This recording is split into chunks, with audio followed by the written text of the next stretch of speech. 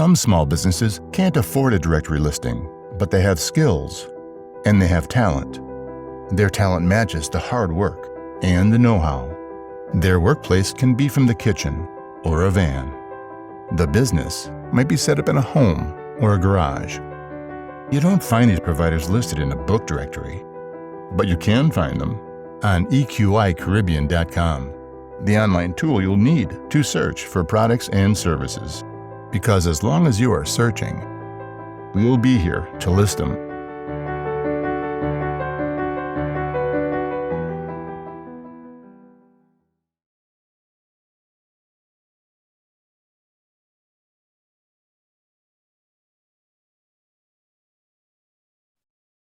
Welcome, Alan, the Bajan Scout, back to give us some of his fantasy picks.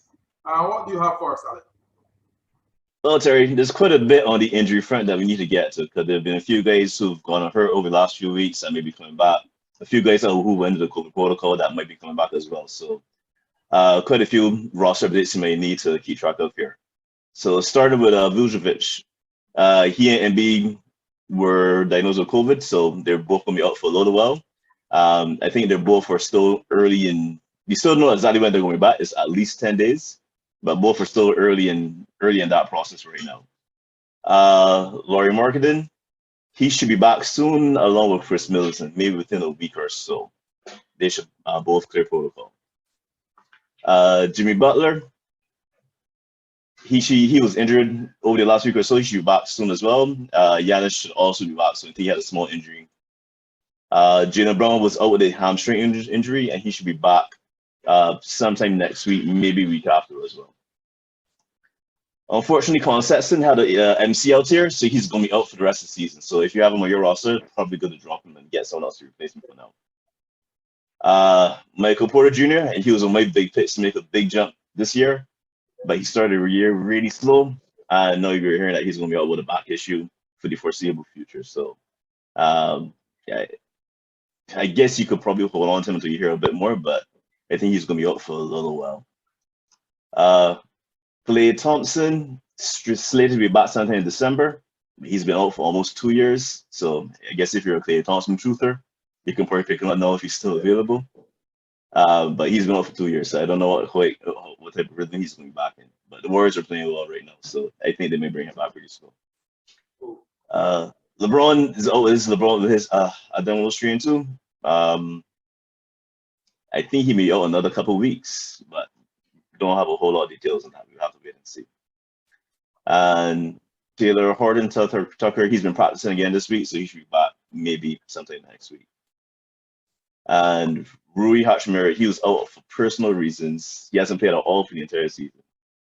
He probably should be back, I think, within a couple of weeks. What the team is saying, they think they're trying to ramp him up now with his activity.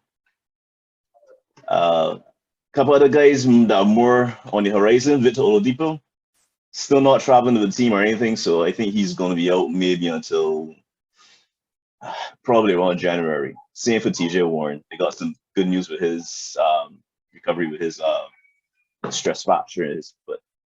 So they're targeting probably around January for his return. And Kawhi Leonard seems to be ahead of schedule. I think he was scheduled to be back around March. But they say he seems to be ahead of schedule, but you know how Kawhi is with injuries, so that might be good news if he decides to come back and play. But he may be a little more conservative in his approach, so we have to wait and see there. So those are the main things on the injury front. So anything else for us? Like, you know, I try to pick up somebody now to make a push to get to the top. Well, I told you guys about Tyrese Maxey, and particularly with Embiid going down, he's had some huge games this week. So if he's still available anywhere in your league, you're trying to pick him up. Will Barton was available a little while ago, so I told you guys about him, and he's been playing extremely well, particularly with the world champion, the MVP going down, taking down Morrissey the other night. So with that suspension, so Barton got a bit.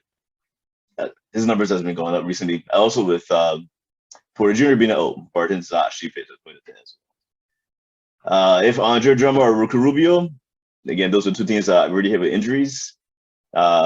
Rookie Rubio with Sexton going down with his MCL. If he's available, he's a good guy to pick up as well. He was playing extremely well early on.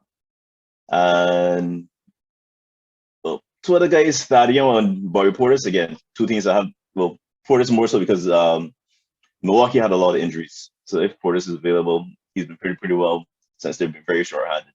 And Thaddeus has not got a lot of time with the Spurs early on, but he seems to be picking up a bit now his activity. So there's a few guys you can look for on the fringes. Not sure if they're going to take you to the top, but they may help you on the spot. Okay, I'll try to look for those. But since you're the Bajan Scout, I really want to get your opinion about a couple of other things. The first one was Ben Simmons. What's your take with the Ben Simmons saga in Philadelphia? Yeah, that's I think both sides are playing a little dirty here with this concern. As you know, recently Ben was saying that he has some mental health issues, so that's the reason why he hasn't been playing recently. And the team has tried to respect that, but the issue is that Ben hasn't really been open to working with the team to go through the issues. I mean, even when players have physical injuries, they normally will go through. They may have their own doctors, and they may go through and get surgery with another doctor. They may not use the team doctor, but at least there's always good communication between that doctor and the team, and they know exactly what's going on. Then they're in the redo that in this situation. He seems to want to use the Players Association doctor, then really not go forward and do much and have the team involved. So the team started finding him again.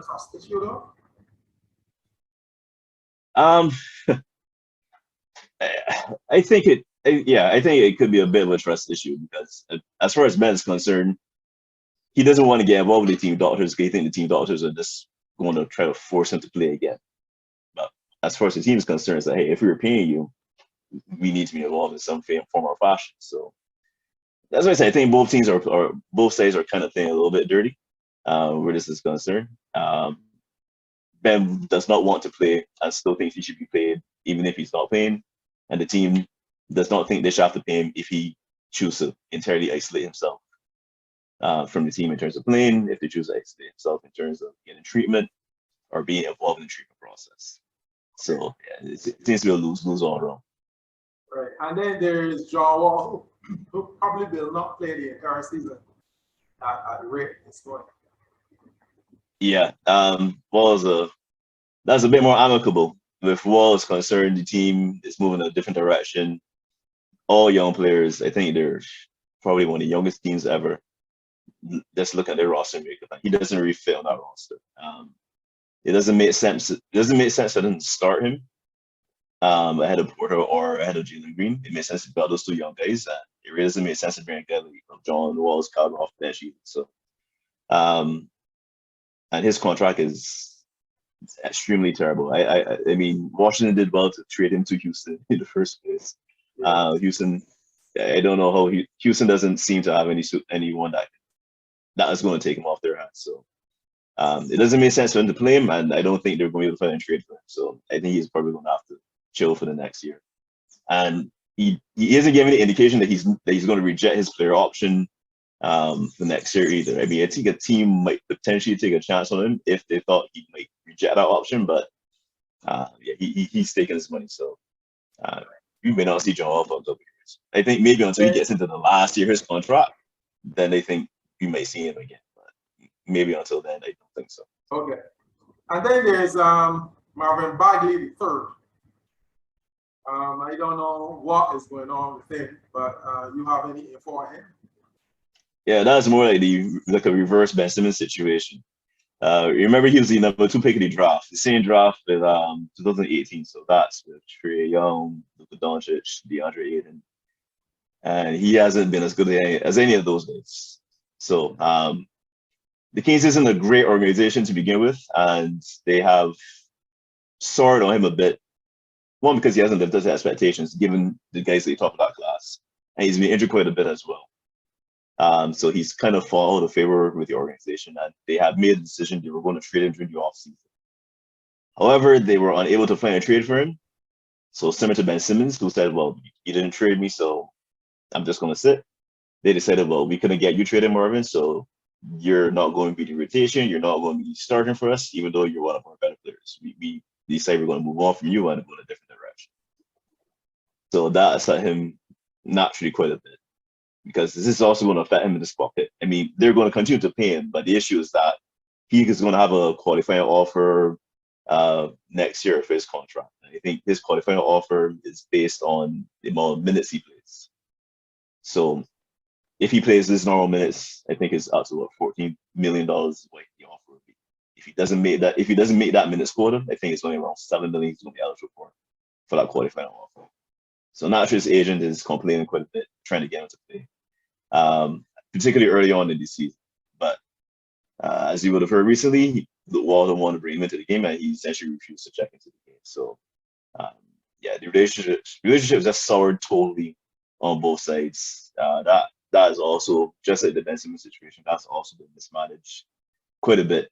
To me, that's more so from the organizational side. I think with the Ben Simmons situation, I think there's equal blame on both the player side and the organization side. But this one, I think this is primarily the organization that's messing this up entirely. But there have been rumblings for a trade offer between the Kings and the Sixers. So, sorry, not the Sixers, the Detroit Pistons. So I think he might be on the move soon, but we have to wait and see. Okay, so that is the top of the line info from the Bajan Scout, Alan Pinder. Up next, though, we will have a session in the paint with the Bajan Avengers, Kelan, and Kelan. So, Alan, I'll be speaking to you later. All right, Derek.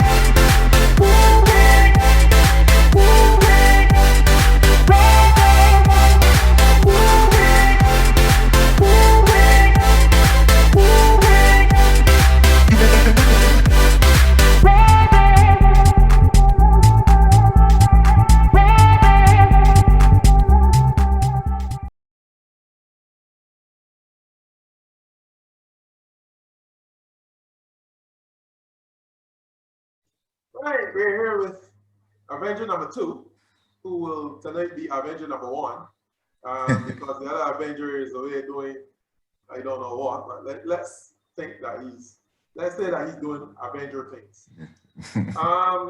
So we're in the paint with Kelan. Kelan, what about the West? Let me hear you. What's happening in the West? Well, we got some teams that trending up, some teams that ain't doing too hot. In terms of trending up, we got the Nuggets, who are on a 5-game winning streak. They were looking a little bit shaky at first, but you know, they I saw a stat about their defense being either top 5 or top 10 in the league, which is kind of surprising for a Nuggets team. You know that they did for years. There's just been offense, even back to Carmelo and the David Thompson era is just offense. So they're actually doing pretty decent defensively. And the Suns, who are on an 8-game winning streak, who started out, you know, rather shaky, could have been the hangover from the championship, or not winning the championship, but they've won 8 games in a row, so they're doing pretty good now. In terms of trending down, the Grizzlies started out a little hot, but of late, you know, they're looking a little shaky. They've lost 3 games in a row. I think they were 6-4, no, they're 6-7. The Kings, well, anyways, they lost 4 games in a row. They're actually okay. It's strange because while they're bad, they're not like there are some games where they're like a decent watch. It might be a little, you know, exciting, but you know. And then the Rockets, I really don't think we gonna say anything about the Rockets. Like, they lost 11 straight, and I think that's part of the plan. Yeah, I don't know what the plan is, but yeah, whatever plan is, yeah, that's it.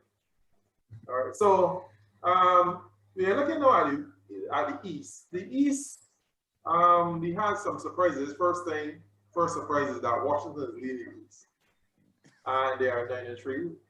And but now Brooklyn is now starting to make Catch a farm, move. yeah. Yeah, Mhm. Brooklyn now is 10-4, and not only that, they're on a 3-game winning streak.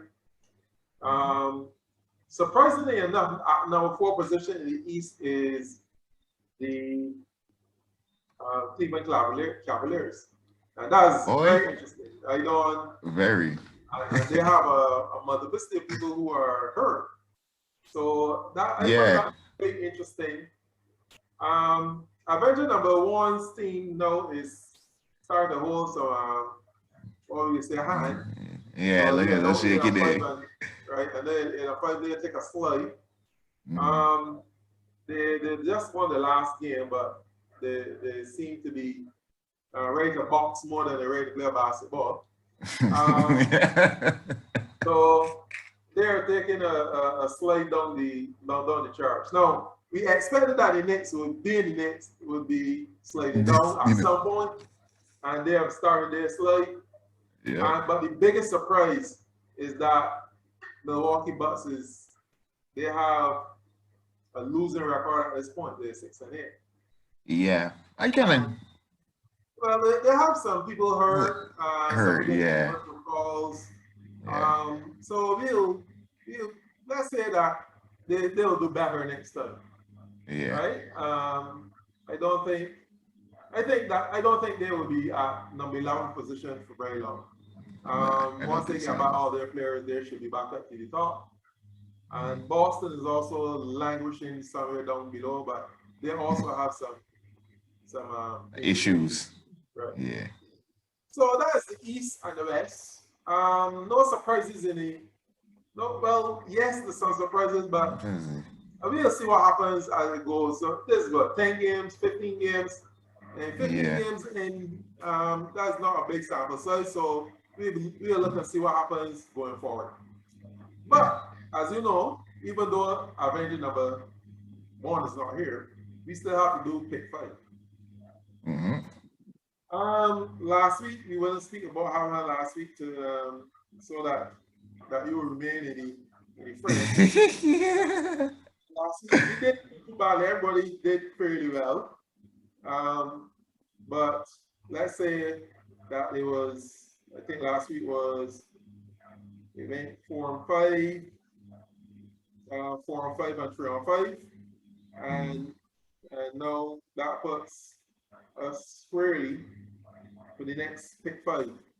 So the next pick 5, the first one is on Tuesday. Golden State at Brooklyn. Ooh, that was a Golden good State one. at Brooklyn. This is a big game. That's a big game. Could be a preview of the final. Yeah. So, Ooh. This one is really a toss up because Warriors have been playing great, but Brooklyn really starting to catch farm. But Katie's one of my favorite players, so I'm gonna go Katie. okay, so you go with Katie with Brooklyn. I can go with and the reason why I go with Golden State is simply because I think they this loss, and I know when they lost, they usually come out of Vengeance, yeah. On Wednesday is LA at Milwaukee. LA at Milwaukee. See, that one is late because of injuries. I'm not sure who's even playing. On both sides, because I think they're saying that Braun could come back soon, but I don't know if he's gonna be back then. And I can go Bucks. So you go with I got more faith in Giannis doing right than Westbrook doing right. I get what LA simply because I mean, they're your team. there's not any basketball reason. Just going because it's my team. And then on Thursday it is Toronto at Utah. I will go Raptors first. win. I give you Utah. I probably leaning towards Utah as well. Okay, so you give Utah too. And on Friday, we have Toronto again at Sacramento. Toronto at Raptors. Sacramento. Raptors. Raptors. I can pick Sacramento because they're playing home. That's all like a no basketball reason in the game. That's geographical reason. And finally on Saturday,